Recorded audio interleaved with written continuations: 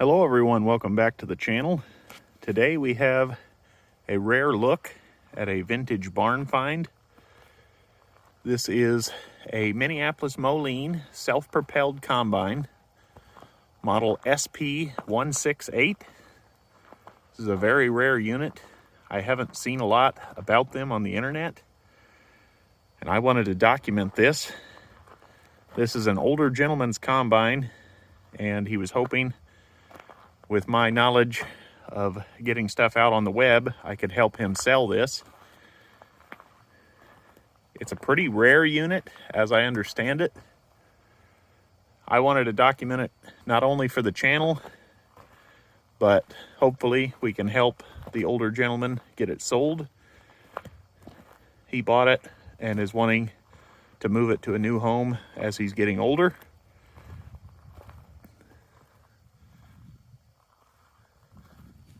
It's a very interesting unit. I will say I would love to see it going, but I'm kind of a massy man, as you guys know. I thought this was very interesting. It still has the patent numbers on the side. And here is a look at the serial tag. You can see it's the model SP-168, and there's a look at the serial number. Make sure that comes through on camera. I love the old decal as well. Minneapolis Moline, modern machinery. Tractors, power units, farm machinery, and implements.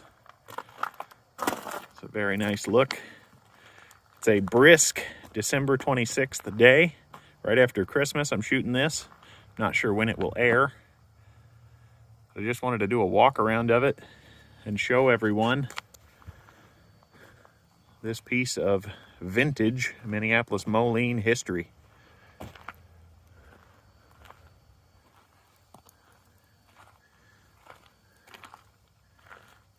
Here we have the grain table. The unit was not sitting outside. We have moved it to our large open warehouse, and we had some 50-mile-an-hour winds where my pipes froze, and the snow blew inside the building. So this has been moved outside just for the video. I wanted to make sure all the light would hit it just right. We have the unload auger here set across the table elevator. You can still see it still has paint on it. Excuse me there. There's no way to tell how many hours are on it, but I would say it is low hours, being in this good of condition. Let's go ahead and look up top at the operator's platform.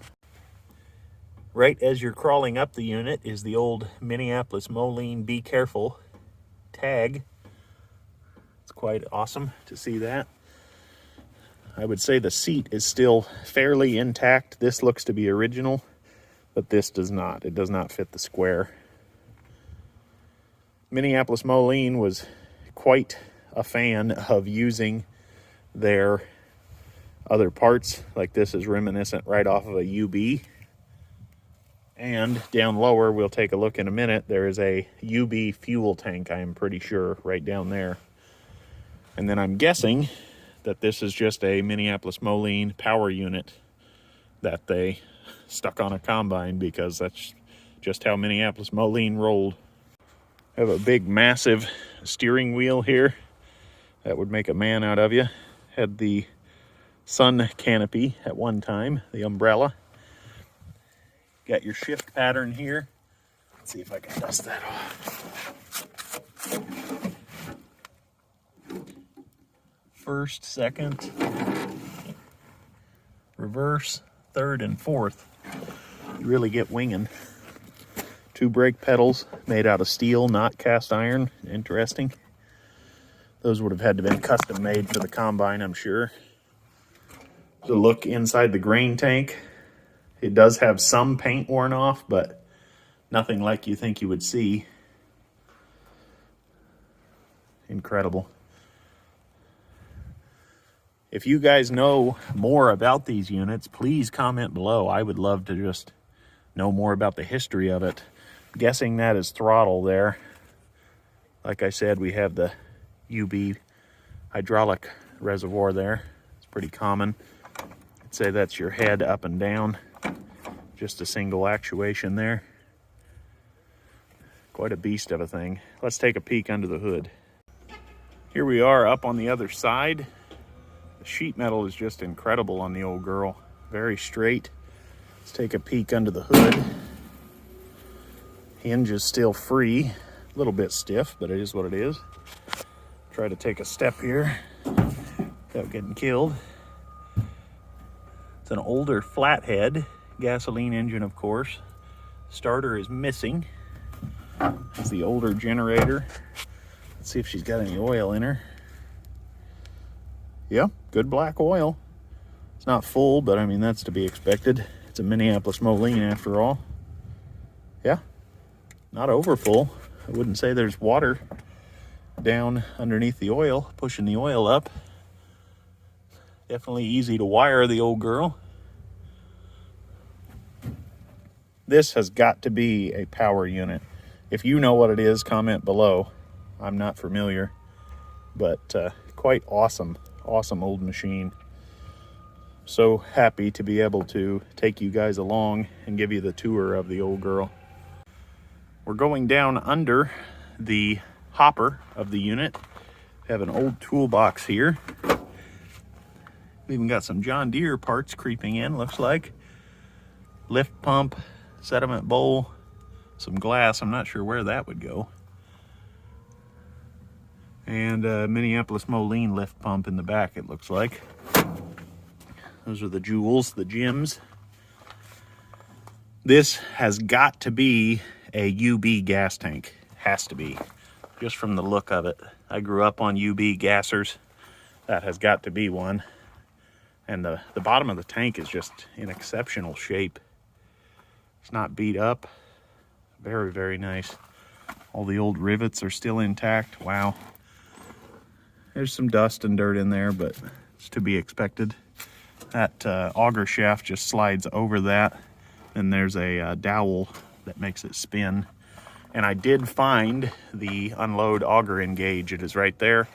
You move it forward and then hook it right on this piece of metal here. Wow. Wow, wow, wow. Have a tall, clean grain auger. It still has the part number on it up there, painted on. I really think, guys, this is a low hour machine. I could be mistaken. This here, I can't quite figure out yet. This would be like, I want to say a rethrash, but it doesn't really make sense. This is like your siftings out of your sieves. It comes out through this cross auger up and into this small hopper here, and then you could bag right in the field off of it. Again, there's that part number, that 2221X. Very interesting. Very, very interesting. Here we have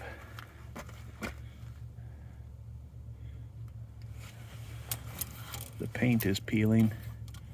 I'd say 200 to 215 RPM maximum for this. Very interesting. Let's take a peek in the back. We're gonna head in the back of the combine. Not sure what this is. I think it would be a tail light, perhaps, unless there's some kind of sensor back here, which I would think would be in its infancy when this machine was made. Here we have the sieves. Not too bad a shape. A lot of paint still in here. It's interesting. Has the comb just like a Massey would. There's only so much you can do on this. Here we have the cookie pan under the straw walkers. As you can see, has the wooden blocks just like a Massey. Anybody that's a long-time viewer on the channel will be well familiar with this point. To look deeper in the machine, see almost all the way to the front.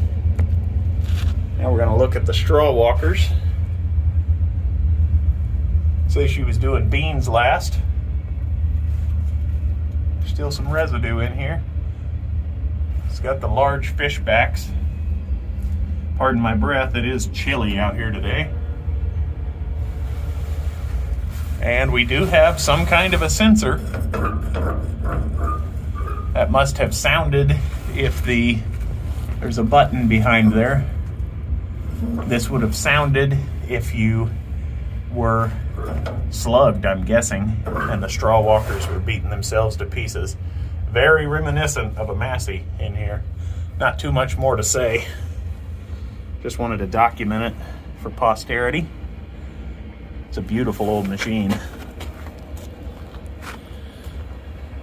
This, I'm curious if this is reminiscent of a standard or a Western special. This is that large cast A-shaped front end, but I'm wondering if this was made specifically for the combine. If you know, comment below. Very, very interesting. Now it does look like we could have had a straw chopper or spreader at one point. I see something was bolted here. That would be very interesting to see as well. I would say this conveyor here is our rethrash. It would come out here, go up the elevator, and then it would deposit it right back on top of the thrashing cylinder, if I had to guess. Very, very interesting. And the dust shroud is perfect. I mean, just perfect. There's a ding here or there, but I mean, it is in spectacular shape. Wow. Very cool. And I could be mistaken, but that almost has to be the original muffler for it to be turned 90 degrees like that. Very, very interesting. I have spotted another remnant from what I would say is the tractor division. This is a Minneapolis Moline factory original hydraulic cylinder. This is the smaller one. It only has like a 1-inch ram on it. I've seen larger ones. I have a 1-inch ram that I still use. Those were always kind of annoying because if you didn't have a Minneapolis Moline tractor on them, you could raise them and lower them all day long, but they would not hold their position. So that was kind of annoying. I want to take a look at the head. This is pretty interesting. I could be mistaken, but I think she's low hours. It still has the harvester on it. And that is on the side that would have been batting the grain in. That's interesting. Now that board there looks to be replaced. That looks like a pine board. But I would say for the most part they are original. This one has been replaced and that one has been replaced. That I can tell. That's very unique. This is interesting here. Has the leather wiper on it. That's not rubber, that's leather. And then here we have that number again. This is a 2045X. Very interesting to still have the original part numbers on it. It's hard to say with the sickle sections and guards. But one thing that stands out to me is that these are not exactly paper thin. I've seen those a lot worse over the years. That's one way you could tell, but without using it, it's a little hard to say whether that has a lot of hours on it or not. Quite interesting. That's the sprocket that would have drove it. Has a disintegrating link chain here. Very cool. Has the old wobble arm that does that all day to make your sickles go. Wow. This is a look at the back side of the engine real quick. It's definitely unique. There we have the carburetor. Have an oil bath type air breather here that is just immaculate. I mean, there's just barely a scratch on it. It's just perfect. I can't explain it. Still has the hand release spring clip, all still factory original with the yellow paint on it. Absolutely spectacular. I would say this has got to be factory original. It's aimed away from the operator. That's very unique. Again, I think this is just a Minneapolis Moline power unit that was adapted to work for the combine. I think this will be a final walk around of the Minneapolis Moline SP-168 self-propelled combine. I hope you guys enjoyed coming along on the adventure. I'm going to park it in the building, and hopefully we can get it sold for the older gentleman that's wanting it to go to a good home. I believe the unit to be fairly rare. I don't know a lot about them. I just thought that I might be able to help the gentleman out. The unit is for sale. Like I said, the older gentleman wants it to go to a good home. You can contact me through my Facebook page, and you can come look at it, crawl over it for yourself, make your own assessment of it. I've worked with a lot of combines, and I think the unit is low hours. There's no way to tell, but it seems to be a very straight, decent old machine. I would absolutely love to get it going myself, but I don't think my heart would be in it. I'm more of a Massey man. Got my 510 that I'm not running, and Charlie's working on his 300. If you enjoyed the video, please hit that like button. That really helps out the channel. Subscribe if you're new. I'd like to thank everybody for watching, and we'll see you next time.